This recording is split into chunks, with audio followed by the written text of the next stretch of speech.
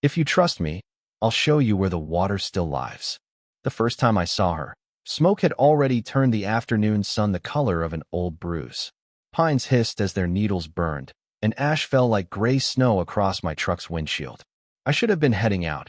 Every radio on my belt was screaming to evacuate, but something thin and bright cut through the haze and hooked my eyes. A flash of dark wings, a clumsy glide, and then a collapse in a scrub. An eagle, far from the cliffs and the river, exactly where no eagle should be. Don't, my brain warned, the way experience does after too many bad days. But my boots were already moving. I've pulled calves from muddy tanks and stumbled into dens by mistake. I know the language of wounded wild things, silence, stillness, the question of teeth. She tried to rise as I approached, dragged one wing, and toppled again. The burnt air rattled in her throat. I eased to my knees, palms open, voice low the way we speak to skittish horses and terrified children. Easy, girl. I'm not here to take anything from you. I'm here to carry. I wrapped her carefully in my fire blanket, feeling the hard authority of her beak through the fabric, the tremor of her heart like a bird trapped in a drum. When her eyes found mine, gold, furious, unblinking, I felt the old argument flare inside me. Where does helping end and harm begin? We rescue. We also interfere. We save a life now and sometimes lose a lineage later. But the wind shifted, the fire took a gulp of new fuel, and the trees east of us exhaled flame. The moral calculus is simplified. Live first, philosophize later. I laid her across the passenger seat, braced the injured wing with a rolled jacket, and pulled back onto the service road. The radios kept chattering, containment lines, spot fires, a rancher refusing to leave, but I killed the volume. It was just the engine and our two breaths. Twice, she tried to stand. Twice, I steadied her with a hand over the blanket and felt that raw electric strength hum under my fingers. I know, I said. You're built for sky, not trucks. A mile later, a fallen pine blocked the road. Flames stitched along its bark. I grabbed the saw, cleared a gap, and nearly missed the sound that rose behind me. A thin, hopeless keening that didn't belong to wind or fire. I turned. The eagle's head was tilted, listening, pointing, no, pleading, toward the west slope. Instinct makes maps we can't read. I lifted her, and she didn't fight this time. We started down the game trail together, smoke thick, heat pressing like a hand against the back of my neck. Halfway down, the ground gave way under my heel, and we slid in a shower of pebbles, straight into a drawer choked with juniper and, impossibly, cool air. I heard it before I saw it, a whispering thread of sound, water talking in its sleep. The eagle's body went strangely still in my arms, as if something sacred had passed between us. I pushed through the last tangle and stared. A narrow seam of spring still running, hidden beneath overhang and stone, the kind of secret the land keeps for itself. The fire roared overhead, hungry and blind. I set her beside the trickle, cupping water to her beak. She took it, once, twice, and then lifted her head toward the furnace sky, eyes clear, as if to say, remember this place. When the world turns to cinders, remember where the water lives. Behind us, a branch exploded. The draw lit orange. We had minutes, maybe less. All right, I whispered, feeling that ancient, irrational thread tighten between a ranger and a raptor. You found me a way to live. Now let me find you a way to fly. By dawn, the fire had folded into smoke, and the valley looked like the ribs of some ancient beast cooling in its own ashes. The eagle was alive, barely. I sat beside her, the first light catching on the melted edge of my badge, Ranger Cato, and thought of the oath carved into every ranger's bones. Protect what cannot speak for itself. I'd been doing this work for 17 years. My wife used to say the forest owned me more than she ever did. Maybe she was right. I could read weather in the silence of birds, storms in the smell of dust. But that morning, the world's language had changed. What used to hum with life now whispered of endings. The eagle shifted under the blanket. Her right wing was scorched near the joint, the feathers stuck together like blackened paper. I could see the muscle tremble each time she breathed. I had a choice. Wait for the rescue chopper that would take hours, or try to reach the ranger outpost before the heat rose again. I chose movement. Always movement. I made a splint from my own field ruler, wrapped it with gauze from my kit, and whispered, "You'll hate me for this." She didn't resist this time, just blinked slow, tired. I placed her in a crate padded with my spare shirt and secured it at the back of the truck. The road was a ghost's path, silent, black, strewn with branches. Each turn revealed something gone. A nest collapsed, a deer's tracks ending in cinders. And yet, amid the ruin, I felt the pulse of life fighting to stay. Maybe that's what keeps us out here. The belief that saving even one heartbeat is worth every scar. When I reached the outpost, the air smelled of disinfectant and melted rubber. My colleague, Dr. Lena Morales, met me at the gate. "You again," she said, tired smile cutting through the gloom. She had seen me drag too many half-broken creatures to her table. "Burned female. Golden eagle. Found near Sector 9, I said. Her eyes narrowed. "Sector 9? That's drought ground. They don't nest there." "Exactly," I replied. But she led me to water. That got her attention. "Water?" I nodded toward the crate. She showed me a spring that shouldn't exist, hidden under stone. Lena glanced at the eagle, then at me. "Maybe she wasn't lost," she murmured. "Maybe she was looking for you." I didn't answer. But as I watched the eagle's chest rise and fall, weak yet steady, I realized something unsettling. In saving her, I might have stepped into a story much older and more demanding than my own. Somewhere beyond the hills, the wind shifted again, carrying the scent of rain.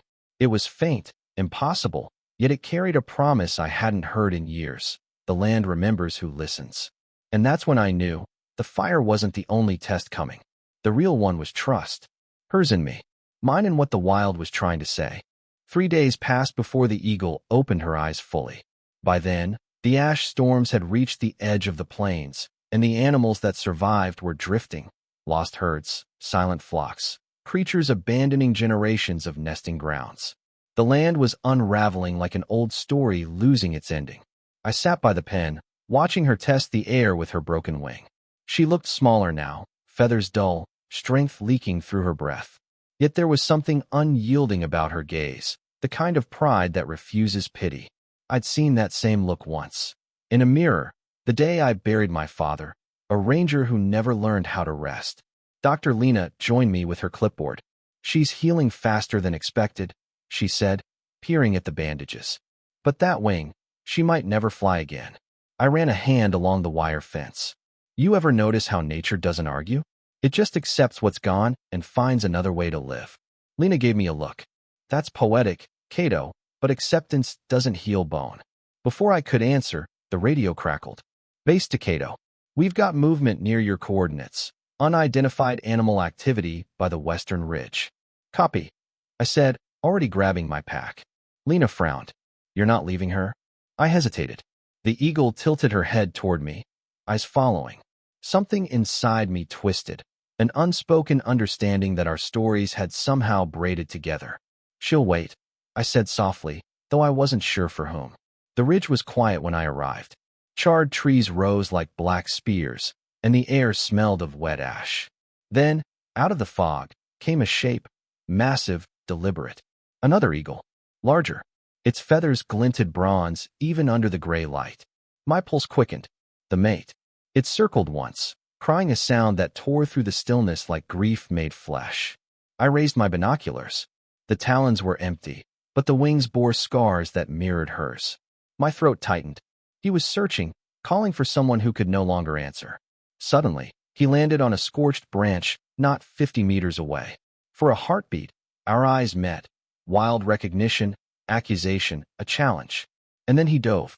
I hit the ground as wind and wings exploded overhead. He wasn't attacking. He was warning.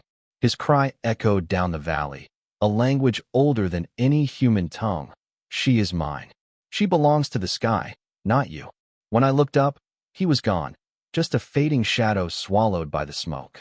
Back at the outpost, I found the eagle restless, pacing her pen, feathers flaring. She'd heard him. She knew. Lena watched from the doorway. "If she tries to fly now, she'll die," she whispered. But as I stood there, watching her stretch her wings against the pane, I realized something chilling. She would rather die chasing the sky than live behind our mercy. And maybe, I thought, that's the only way any of us ever heal, by returning to what broke us. Night came early that day, an orange dusk bleeding into black, smoke crawling low across the hills like a wounded animal refusing to die. I hadn't slept since the male eagle's warning dive. Every time I closed my eyes, I saw the curve of his wings, the fury in his cry. He wasn't trying to kill me. He was trying to remind me what I'd taken. The pin rattled softly behind me. She was restless again. Her talons scraped the wood, feathers quivering against the bandages. Dr. Lena had gone to rest. The clinic lights hummed like trapped bees. I pulled up a stool beside her. "You heard him, didn't you?" I whispered. "He's calling you home." The eagle blinked slowly, her chest rising and falling like a tide, trying to return to itself. I dipped my hand into a bowl of water and offered it through the mesh. For the first time, she didn't flinch. Her beak brushed my skin, a light, electric touch that felt like forgiveness, or maybe a warning that it wouldn't come twice. Outside, thunder rolled, dry, without rain. I stepped out onto the porch, scanning the horizon. The storm was coming back, not with fire this time, but with wind fierce enough to tear the roof off the outpost. Lightning flashed, white against gray, and in that moment I saw a movement on the ridge, a shadow, then wings. He was back. The male. He circled above the outpost, crying again, lower this time, less rage, more grief. The sound pierced through walls and bone. The female answered. Her call came from deep within her chest, raw, trembling, unstoppable. Before I could react, she rammed her body against the gate once, twice, 3 times. The latch snapped. I lunged forward, but she was already through, dragging her splinted wing across the dirt, feathers scattering like torn pages. "Stop!" I shouted, but the wind stole my voice. The male swooped lower, screaming encouragement, or farewell. The injured eagle tried to spread her wings. One side rose beautifully, the other crumpled under pain. Still she leapt. For a second that stretched into eternity, she was airborne, defying medicine, gravity, logic. She climbed a few feet, then faltered, tumbled, and landed hard among the reeds. My heart stopped. I ran. When I reached her, she wasn't dead. She was staring skyward, chest heaving, eyes locked on the storm where her mate still circled. I knelt beside her, rain beginning to fall at last, cold, heavy, cleansing. She turned her head slightly toward me, and I swear I heard it. Not in words, but in the space between thunder and breath. "You weren't meant to keep me. You were meant to remember me." Her chest lifted once more, then stilled. The male's cry tore the clouds open. He dove, brushed her feathers with his wingtip, then rose higher, up into the dark, into the rain, until there was nothing left but the echo. I sat there for a long time, the rain washing the ash from her feathers, feeling something break quietly inside me. I had saved her life once, but she had just given me something greater, a reason to understand what it truly means to let go. The next morning, the valley was silent. Not the gentle hush of dawn, but the deep, hollow kind that follows after something sacred has passed. The fire had died, the smoke had lifted, and in its place, dew. Thin, shimmering beads clung to the blackened reeds like tears refusing to fall. I buried her near the spring she'd led me to, the one still whispering beneath the rocks. I marked the grave with a smooth stone, though no stone could hold what she'd meant. Dr. Lena stood beside me, hat pressed against her chest, eyes wet but steady. "She found peace," she said softly. I shook my head. "No," I whispered. "She found purpose." When we turned to leave, the wind shifted, and something made me stop. A sound, not loud, not near, carried from the cliffs far to the west. A cry, long and lonely, but unmistakable. The male, still searching, still calling her name across the broken sky. Over the next few days, life returned to the valley in small, trembling steps. Lizards crept back to sun-warmed stones. The river, fed by the hidden spring, began to trickle stronger. The smell of new growth rode the wind. Nature, as always, was writing its next chapter before we could finish grieving the last. But the eagle's story didn't end in that grave. One evening, a group of field rangers arrived from the northern plains. Their leader, a young woman with windburned cheeks, carried something wrapped in burlap. "We found this by the river crossing," she said. "Thought you should see it." Inside was a single golden feather, long, unbroken, gleaming even in the fading light. It can't be hers, Lena whispered. You buried her. I held the feather to the light, feeling its weight, its warmth. The same ridge pattern. The same faint burn mark near the quill. No, I murmured, a tremor in my chest. It's his. That night, I returned to the spring. The moon hung like a broken coin in the water. I laid the feather on the stone, and for a moment the air changed. The wind lifted, swirling softly around me, carrying with it the sound of wings, distant, but rising. Maybe it was memory. Maybe it was something more. But as I looked up into the endless dark, I felt it again. The promise she'd left me with her final breath. Remember where the water lies. And I did. Because somewhere, beyond the reach of fire and sorrow, two eagles were flying again. One in the wind, one in the heart of a man who finally understood that love, real love, doesn't cage what it fears to lose. It lets go and listens for the echo. It was 2 weeks before I spoke of her again. The world had settled back into its rhythm. Rangers came and went. Fire crews worked to clear the remnants of the burn, and the land started its quiet process of healing. But for me, the silence between the hours felt different. It pressed in, cold and deep, like a secret too heavy to share. Lena noticed it first. We had been working side by side, cataloging new animal tracks by the ridge when she looked over at me, a frown gathering between her brows. You've stopped looking for her, she said. I blinked, confused. What do you mean? The sky, she clarified. You used to check it constantly, scanning for storms, for fires, for animals. But you haven't once since she left. I had, hadn't I? The first few days after she was gone, I'd sat outside at dawn, waiting for him to return, certain he would come looking for her again. But each day had passed without a sign, and the void had filled with the things that demanded my attention, the things that keep a ranger tethered to his land. But deep inside, I knew what Lena had seen. I had stopped waiting. Maybe she was the only one I was ever meant to find, I said softly. The words hung in the air, heavy with the weight of something I hadn't fully realized until now. I wasn't just grieving an eagle.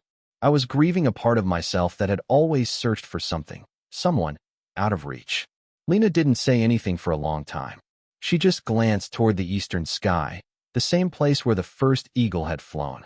The land always keeps what we leave behind, she murmured. Maybe it's time we stopped looking, Cato. I nodded, though something inside me tugged at the thought of stopping looking. It felt like a promise of defeat. But then, I realized the truth. I wasn't meant to find her again. That evening, as the sky darkened into deep blue, I walked back to the spring, where she had led me, where her call had first pierced through the smoke. The ground was damp with dew, and the first of the night's insects hummed softly in the distance. I knelt beside the water, eyes closed, and let the cool air fill my lungs. There was a subtle peace in the silence, one I hadn't allowed myself to feel in years. The land was healing, and I, finally, was too. The storm had passed. The winds had calmed. And though I couldn't hear the eagles cry anymore, I knew she was still out there, in the sky, in the wind, in the heartbeat of the land itself star. It was enough to know that the earth had not forgotten her. And neither had I. The days stretched on, each one lighter than the last, as if the land itself had been holding its breath since the fire. The healing process wasn't fast, but it was inevitable. Each morning, I walked the ridge with a new sense of clarity. The small, quiet things, the rustle of new leaves, the drip of morning dew, had begun to speak to me again. I knew then, deep in my bones, that the land was not just about survival. It was about remembering. One morning, a week after the last rain, I found myself standing at the edge of the spring again. The air had cooled, the ground softened underfoot. As I knelt, feeling the familiar rhythm of the earth beneath my palms, a shadow passed overhead. I didn't need to look up to know what it was. The eagle had returned. Not the one I had saved, but him, the male. He circled once, slowly, with the grace of a creature who had finally accepted what he had lost. The wingspan was wider now, more majestic, like a king returning home after a long, uncertain battle. And then, with a perfect arc, he dove, just like she had, toward the earth. Not to land, but to rise again, as though their spirits had intertwined and together they would now soar forever. I closed my eyes, feeling the wind shift as his presence swept over me. carrying the weight of 1,000 unspoken words. He didn't stay long. Like the storm that had swept through and passed, he was gone. But the feeling lingered. The peace. The understanding that love, no matter how fleeting, always leaves something behind, something stronger than loss. When I returned to the outpost, I sat on the porch, staring at the horizon. Lena joined me, her silence understanding, her presence comforting. We didn't speak of the eagle. There was no need. The sky had already said it all. And in that moment, I understood. In the end, it wasn't about what I could save. It was about what I could let go, knowing that some bonds are too wild to be contained. They are meant to break free, and when they do, they leave the kind of legacy that the earth can only remember. The sun sank lower, casting the world in a warm golden light. And somewhere, high above, I felt the pulse of wings, her wings, and for the first time in a long while, I let the silence settle around me, as comforting and enduring as the land itself. The land remembers. It was late autumn when I first heard the call again. At first, I thought it was the wind, sifting through the trees, bending the boughs into something haunting. But no, it was a cry that carried the weight of history, ancient and unfathomable. A reminder that nature never forgets what it has once claimed. I stood still, the chill of the air creeping into my bones, my hand resting on the rough bark of an old oak. I looked up. The sky was empty, its vastness stretching infinitely over the valley. I couldn't see him, not yet. But I knew. I knew that somewhere, above the canopy of trees, the male eagle had begun to fly again. His wings, long and strong, carved through the air with a purpose that echoed beyond the years of struggle and loss. His return wasn't for me, I realized. It wasn't even for the land we had shared together. It was for something deeper. It was for her, the eagle I had carried, the eagle whose death had cracked open something inside me. And in return, she had given me a lesson. Letting go is not about forgetting. It's about trusting that life, like the earth itself, will keep turning. That what we've lost will live on in 1,000 other ways, quiet, patient, and enduring. I spent the next few weeks in solitude, walking the trails where they had once roamed, letting the sound of his cry echo in my thoughts, letting the gentle hum of the earth settle into my heart. There were moments when the world felt too heavy to bear. The silence would press down, and I would think of her again, of the way she had fought to return to the sky, even when the earth was calling her back. But the pain was fading. The grief was softening, becoming something else, not a scar, but a mark of growth. A sign that I had finally understood that some things are beyond saving, but they are never beyond remembrance.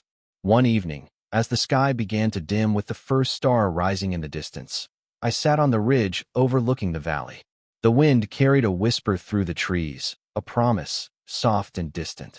It was his call again. His wings swept across the sky in a majestic, eternal arc, a symbol of freedom and trust that spanned beyond the earth we walked on. And in that moment, I realized that the land had not only kept its promise to her, but it had kept its promise to me too. The land remembers. The eagle, the wind, and the sky. They are always there, and they always will be, even when we are no longer able to hear their calls.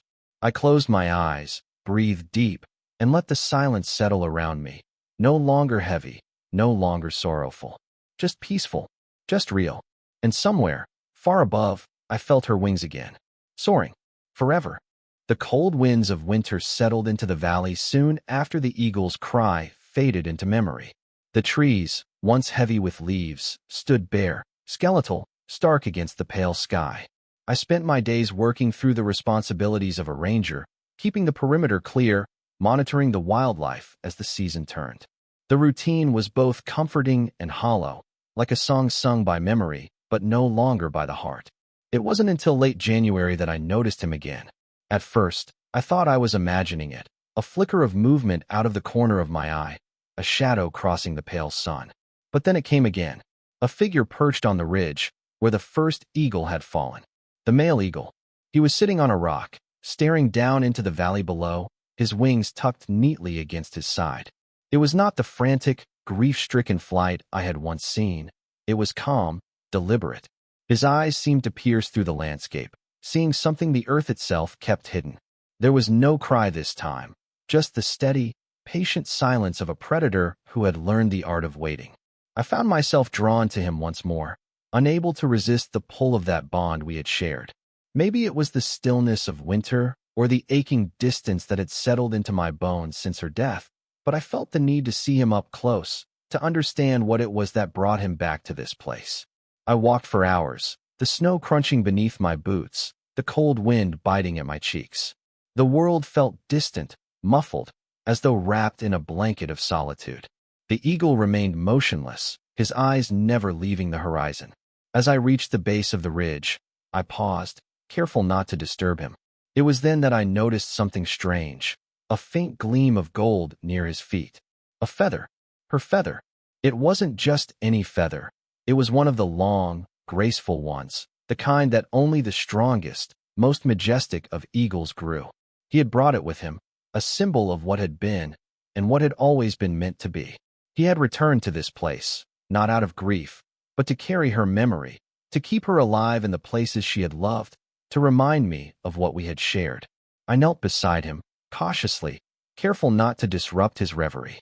His eyes flickered toward me, but there was no aggression, no anger, only recognition. I held up the feather and gently placed it on the ground between us.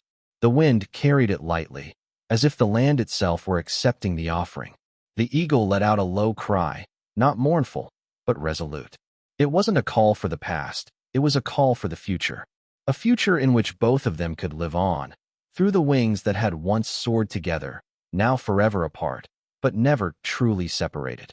And as the last rays of sunlight faded behind the ridge, I realized something I hadn't fully understood until now. The eagle had come back not just for his mate, but for me. To show me that we never truly leave the places or the creatures we love. We are all part of the same story, woven together in threads of memory, of flight, of survival. The eagle gave one last, lingering glance in my direction before rising into the cold sky. His wings stretched wide, and with the grace of something timeless, he vanished into the horizon, leaving behind the quiet promise that his story, her story, was far from over. Spring arrived quietly, as it always does in the mountains, gentle, unassuming, but with a force that could erase the remnants of winter's grip in a single day. The valley was alive again. Patches of green broke through the thawing earth, and the rivers, once sluggish from the cold, flowed with a renewed vigor, carrying the whispers of rebirth. I had come to expect the silence.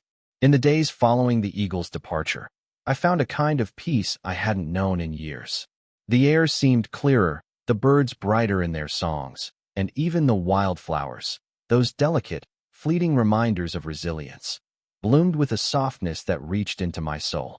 But it was not until the first eagle call pierced the air again that I truly understood the transformation that had occurred within me.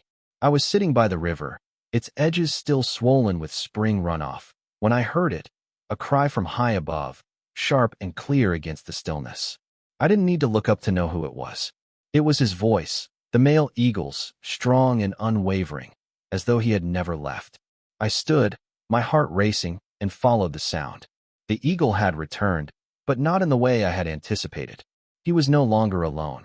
The valley had become a sanctuary, a place of peace, and now, it seemed, the skies would reflect that change.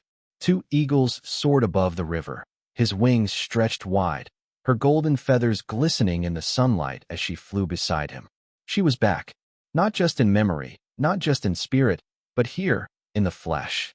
Her feathers caught the wind, and with each powerful stroke, she seemed to say to the world, "I am here." For the first time since I had found her, I understood the meaning of the lesson she had taught me. She hadn't just returned to the wild, she had returned to him.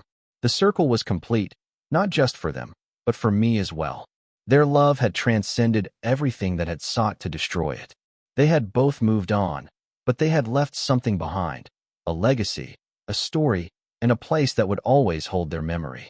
I stood still, watching them, two souls locked together in the sky, their cries reverberating through the trees. It was as if the land itself had opened its arms and welcomed them home, accepting their return without question.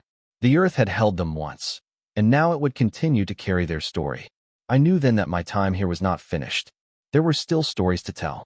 There were still creatures to protect, places to keep, and legacies to honor. I was no longer just a ranger.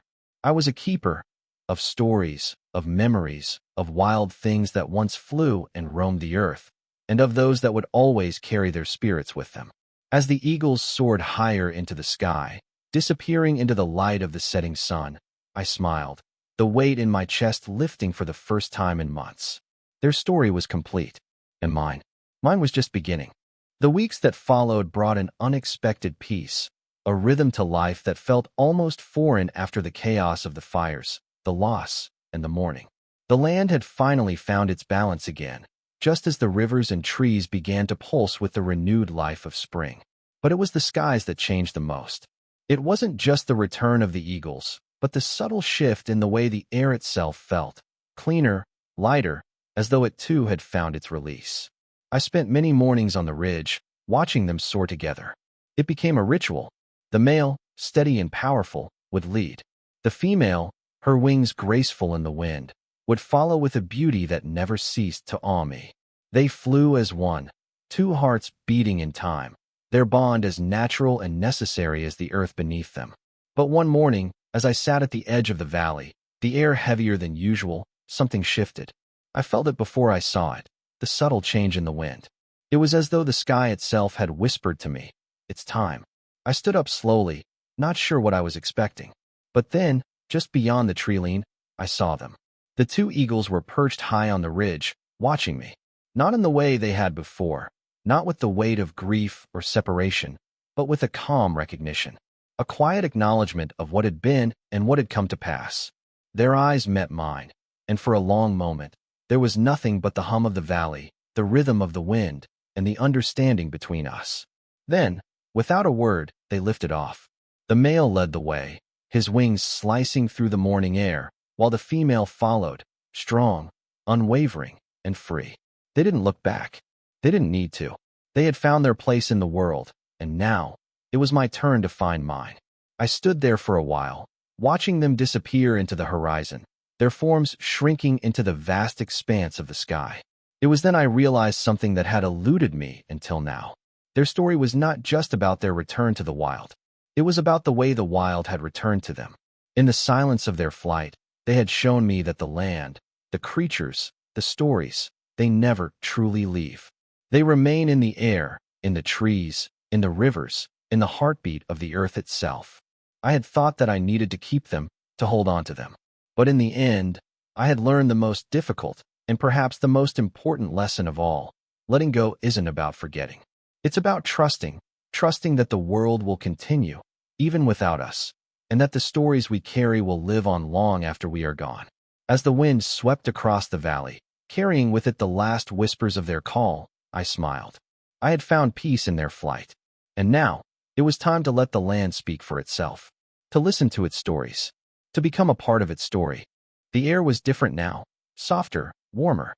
The harsh edge of winter had finally receded, and the valley, once ravaged by fire and grief, had begun to bloom again.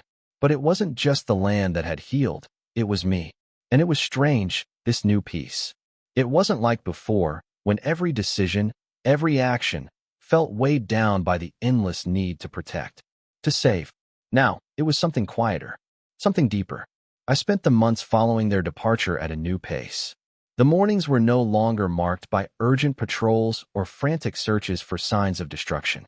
Instead, I found myself waking early, listening to the dawn as it stirred the world awake. The sound of birds, the rush of the river, the occasional rattle of deer stepping through the underbrush. It was all music now. Music I hadn't known how to hear before. The stories that once consumed me, stories of saving and rescuing, began to take on a different meaning. I still held the same commitment to the land, but the urgency had faded. The land itself had shown me that some things, some animals, some bonds, were beyond what I could control. And in learning to let go, I had gained something more valuable, the knowledge of how to truly protect. One afternoon, while walking near the spring, I met an old friend. It was Thomas, a fellow ranger who had been with me on the job since the early days. He had always been a man of few words, but his presence had a quiet way of grounding me. As he approached, he gave me a long, steady look. a look that seemed to say he had been waiting for me to finally find the peace he had always known. "Cato," he said, his voice rough with time, "you've changed." I didn't know how to answer. I still wore the same uniform, still carried the same gear, but the weight of it had lessened. The responsibility had softened. Instead of a burden, it was a calling, a responsibility that came with a gentle touch. "Yeah," I said quietly, "I think I have." He nodded, a small smile tugging at the corners of his lips. "It's about time. You've always been a good ranger, but the land doesn't need a man who's willing to burn himself out trying to save it. It needs someone who knows how to listen." I looked at the valley below, the place that had once seemed endless and full of pain. Now it was full of life, soft and vibrant. And as the sun dipped low in the sky, painting the world in shades of gold and amber, I knew what Thomas meant. The land wasn't something to conquer. It wasn't something to save, not in the way I had once believed. It was a story, a living, breathing thing, full of voices and memories, of creatures and seasons that rose and fell. And my job, now, was to be a keeper of those stories. To listen, to understand, to let the land speak for itself. Thomas clapped me on the shoulder. "We'll need you for a few things soon," he said, but his tone wasn't urgent. It was light, casual. "We've got some new wildlife coming through. Need someone to track them. Someone who knows the valley." I smiled, feeling the weight of his words settle over me like a familiar coat. I wasn't lost anymore, and I wasn't in a rush. The valley had found its own pace, and so had I. "I'll be here," I said. "I'll be here to listen." As Thomas walked off into the fading light, I stood alone by the spring, listening to the quiet hum of the world around me. Somewhere, far above, I heard the faintest cry, an eagle's cry. The male? The female? It didn't matter, because in that moment, I realized something profound. They had never really left. The eagle's call, the wind, the earth, they were always here. In the silence, in the stories that live beyond us. And so, I would keep listening. I would be the keeper of their stories, of their legacy. The seasons passed in their quiet way, unnoticed by the world but deeply felt by the valley. Each turn of the year marked another layer of life unfolding. New shoots of grass pushing through the soil, the return of migratory birds, the soft murmur of streams as they swelled with spring rains. And in this rhythm, I found my place, no longer the harried ranger, always chasing the next fire or the next crisis, but a keeper of this living land, its history, and its stories. The eagles came to symbolize something far greater than I had ever anticipated. Their return had been a reminder, not just for me, but for the land itself, of the eternal cycle of life and death. The wild things that roamed the earth, the sky, the river, they were not just survivors, but keepers of stories older than any one man or woman. They knew things we could never understand. They had seen it all, and their stories, their songs, would always outlast us. One late autumn evening, I returned to the ridge where the eagles had first appeared to me. The wind was biting, carrying with it the scent of pine and the earth's quiet decay. I stood there for a long while, watching the sun dip low, casting shadows that stretched across the valley like fingers reaching out to touch the past. I thought of the eagle's final flight, the way her wings had caught the wind, the way she had soared with a freedom that even the land could not contain. I thought of the male, the way he had waited, the way his cry had echoed through the sky, both of them now carried by something far larger than me, far larger than any of us. And I realized, standing there alone on that ridge, that they had never truly left. It wasn't just the physical return of the eagles, or the cry that echoed through the valley. It was the way they had lived on, in the silence, in the stories, in the land. The memory of them would never fade. The land would remember them, just as it remembered all things that came before. The wild things, the trees, the rivers, and us. The sun finally set, and I felt a strange sense of completion settle in my chest. It wasn't the end. It was the beginning of something much deeper. The understanding that this land, this life, was always moving, always growing, always becoming. That the stories I carried would become part of something greater, something that would live on, long after I was gone. The wind picked up, rustling the leaves of the trees below. It was a soft, mournful sound, but also one of hope. A reminder that nothing was ever truly lost. That everything we love, every bond we share, becomes part of the earth, part of the sky, part of the wild rhythm of life that continues, no matter what. And as I stood there, looking out over the valley one last time, I smiled. The eagle's call still echoed in my mind, a sound that would never fade, because the story never ends. Winter arrived with a sudden chill, sweeping down from the mountains and blanketing the valley in white. The earth, now buried beneath a thick quilt of snow, seemed to hold its breath. The world felt smaller, quieter, like it had pulled in close to itself for warmth, like the cold was a reminder that even the wildest forces must pause, rest, and prepare for what comes next. In the heart of the season, as the nights stretched long and the fires in the ranger cabin burned brighter, I spent my days keeping the land in balance.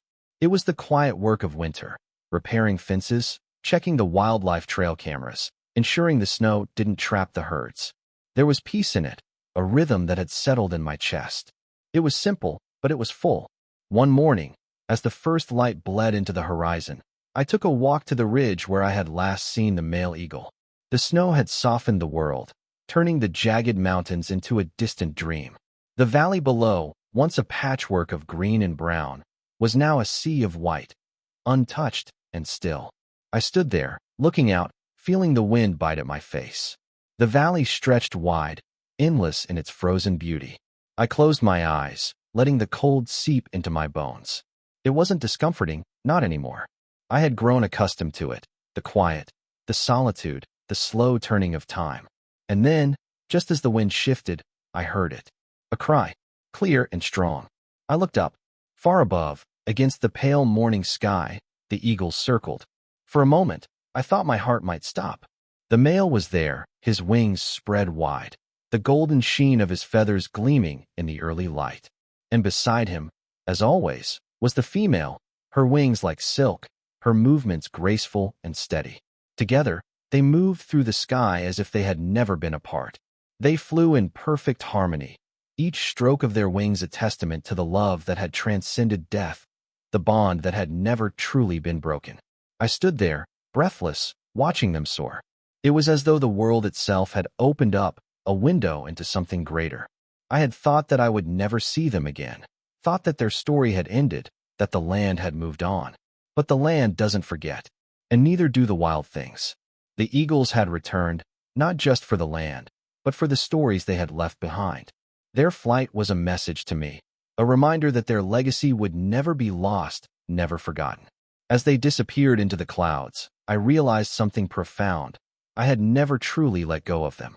I had held on to their memory, their story, and in doing so, I had kept them alive in my heart. The story, like the land, would continue, forever moving, forever growing, and always remembering. And so, with the wind on my face and the sky above me, I understood. Their legacy was no longer just a memory, it was a part of me now. It was a part of the land, a part of the sky. I smiled, watching the fading trail of their wings. The eagles would always return, and I would always be here to listen. Spring broke through the heavy hold of winter, softening the edges of the world once more. The snow melted slowly, revealing the brown and green of the valley, and with it, 1,000 little signs of life returning. The crocus bloomed first, brave little splashes of purple and yellow that dared the cold to stay away. And just beyond them, the first buds appeared on the trees, tentative and trembling, but alive. It was on one of these early mornings, as the land began to stir, that I stood once again at the base of the ridge. The sun, still low and fresh from its nightly retreat, bathed the valley in a warm, golden light. The air was crisp, yet soft, and the scent of wet earth and growing things hung in the atmosphere. I hadn't come for any reason other than to be there. I had long since stopped looking for signs or searching for answers in the wind. I had learned, over the course of the seasons, that some things cannot be forced. They are simply meant to unfold in their own time, in their own way. As I stood there, gazing out at the valley, I heard the familiar sound of wings, soft at first, barely audible over the gentle rustling of the trees. And then, as if the air itself had parted, I looked up. The male eagle was soaring again. And this time, he wasn't alone. Beside him, with the same elegant, effortless grace, was the female. Together, they glided across the sky, their wings beating in perfect unison. I had expected this, had known, deep within, that this was the way it would be. But seeing them together again, in the light of the morning, was a moment I couldn't put into words. The simple beauty of it, the peace it carried, was enough to stop my breath. The earth beneath my feet seemed to sigh, as if content to let them be. They were no longer bound by the pain of their past. They were free, and they had come full circle, just as the seasons do. I stood there, feeling the warmth of the sun against my face, as the eagles flew higher and higher, their forms disappearing into the expanse of the sky. They were always meant to be this way, unfettered, untamed, and eternal. For a long time, I watched them fade into the horizon, the silence around me deepening in their wake. I felt something shift inside me, something both quiet and powerful. It wasn't sadness. It wasn't regret. It was acceptance, peace, at last, in knowing that some stories never truly end. The world moves on. It always has. It always will. But in the quiet spaces between the breaths of the land, the stories we carry, of love, loss, and legacy, remain. And that's when I realized, the eagle's call, the wind's whisper, the land's heartbeat, they had always been with me. They would always be with me, even when the world changes, even when the earth shifts and the seasons turn again. I took one last look at the ridge, feeling the stillness of the moment. The valley was at peace. And so, finally, was I? Years passed quietly, as they always do in the wild places where time moves without the urgency of human hands. The valley thrived, as did the stories that shaped it. The earth held its secrets, and the creatures that roamed it whispered them to those willing to listen. I had become a fixture of the land, a quiet presence that moved through the trees, through the hills, through the seasons, like a shadow that had always been there, never forcing itself into the spotlight, but always present, always attentive. The wind, the river, the fire, the land spoke to me in ways I had once thought impossible. And now I listened. But the land does not wait forever. It does not give you the luxury of holding on, no matter how deep the connection runs. There are moments when it asks you to let go, to step away, to trust that the cycle will continue without you. The day came when I felt the weight of that quiet understanding settle into my bones. It was a spring day, much like the one where I had first heard the eagles cry. The valley was in bloom, the air thick with the scent of wildflowers and fresh earth. But as I stood on the ridge, looking out over the land I had come to love and protect, I felt something inside me shift. I knew it was time to pass on the legacy, to pass on the stories. I had spent my years as the keeper, watching, listening, guiding. But now, the land needed new eyes, new ears to listen to the stories it would continue to tell. It was a feeling that settled deep within me, gentle but firm. My time as the guardian of this land had come to its natural end. I took one last walk across the valley, each step carrying with it a sense of gratitude, a quiet thank you to the creatures, the winds, the trees, and the skies. I had given all I could, and in return, the land had given me more than I could ever repay. As the sun began to dip below the horizon, casting its warm, golden light across the valley, I knew I had done all I could. The eagles, the river, the trees, they were in good hands. The valley would continue to thrive, to sing its ancient songs, and the stories would live on, passed down through those who came after me. And so, I made my way back to the cabin, where the wind whispered through the trees and the fire still burned in the hearth. The stories, I knew, would continue to be told. They would live in the hearts of those who had listened, and in the hearts of those who would listen long after I was gone. The valley had been my home. The eagles had been my teachers. And the land, in all its quiet majesty, had shown me the true meaning of peace. As I lay down that night, the world still and calm around me, I felt the final weight of the land's heartbeat, steady, eternal, and true. The cycle was complete. The legacy was secure. And as I drifted into sleep, I knew that the stories would continue to be told, as they always had, as they always would. The valley carried on, as it always did, untouched by the passage of time. Seasons came and went, sweeping across the land with the certainty of the tides. New creatures arrived, new voices echoed through the trees, and the river continued its quiet flow, carving the same path it had for centuries. And through it all, The valley remained a living, breathing testament to the balance of nature. It was on a crisp autumn morning, several years after I had passed on the mantle, that I returned once more. My footsteps, though slow and deliberate, felt heavy with the weight of time. The world had changed in subtle ways. There were new faces among the rangers, new families settling in the valley, but the land itself remained the same. It had weathered storms, wildfires, and the passing of years, and it had stood resilient, unchanged. I walked the familiar path to the ridge, the place where I had stood so many years ago, watching the eagles soar. There were no eagles today, but the wind whispered through the trees as though they were still there, still watching over me, still guiding me. And in that wind, I heard something, a familiar cry, a soft call. I paused, my heart skipping a beat. There, circling high above, were the eagles. The male, with his strong, unwavering wings, and the female, her golden feathers glinting in the sunlight. They soared together, as they always had, their cries blending with the wind in a harmony that seemed to echo through the ages. I smiled, a deep sense of peace settling in my chest. It was the same cry I had heard years ago, the same call that had brought me to this valley, to this land, to these stories. They had never truly left, and they never would. I stood there for a long time, watching them rise higher, disappear into the vast expanse of the sky. The land, the creatures, the stories, they would always remain, eternal and unbroken. They were the heartbeats of the earth, the whispers in the wind, the memory of everything that had come before. The stories had been passed on, as they always should be. The land remembered, just as I remembered. And now, I could rest, knowing that the cycle would continue. The valley was no longer just a place I had protected.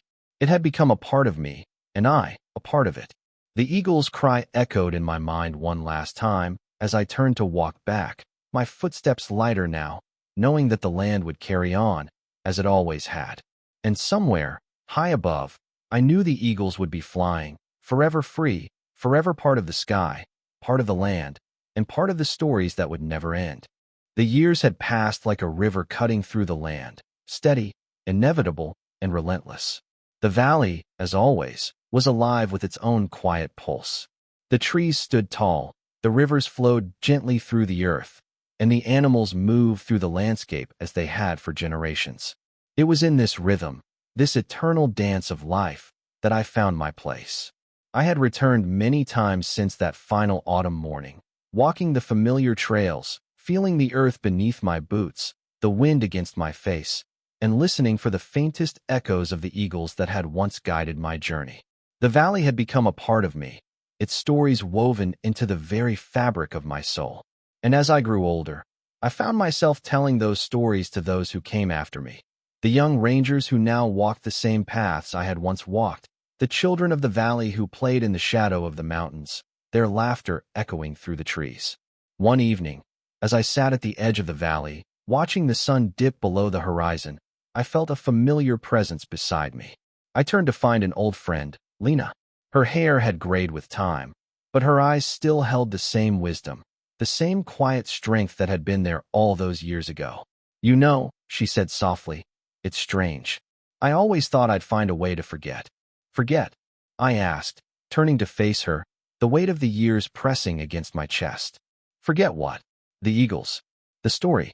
Everything that happened," she said, her voice tinged with the weight of time. "But I never did. I thought the world would move on, that I'd let go. But it stays with you. All of it." I nodded, understanding more than I could put into words. The land does not forget. The stories do not fade. And as much as we may try to walk away from them, they always return, finding us when we least expect it, teaching us again the lessons we thought we had already learned. "It's not about forgetting," I said quietly, my voice rough with the years. "It's about carrying it with us. The stories, the land, the animals, the sky. They live on in us, in everything we do. And that's how they never truly leave." We sat in silence for a long while, watching the stars begin to emerge, one by one, as the night embraced the valley. In the distance, I thought I heard a faint cry, soft, distant, but unmistakable. The eagles. And I realized, in that moment, that their story had never truly ended. It lived on, passed down through the wind, the trees, the rivers, and the sky. And in each of us who listened, who remembered, their wings would continue to fly, their legacy carried forever on the currents of time. I looked at Lena, and we both smiled, knowing that the land, the stories, and the eagles would always be with us. They would always be part of this place, part of us, part of the legacy we carried forward, just as the eagles had carried their stories on the wind. And as I watched the sky fade into the deep, velvet night, I closed my eyes, feeling the pulse of the earth beneath me, the cry of the eagle in my heart, knowing that I had done my part. The story would continue.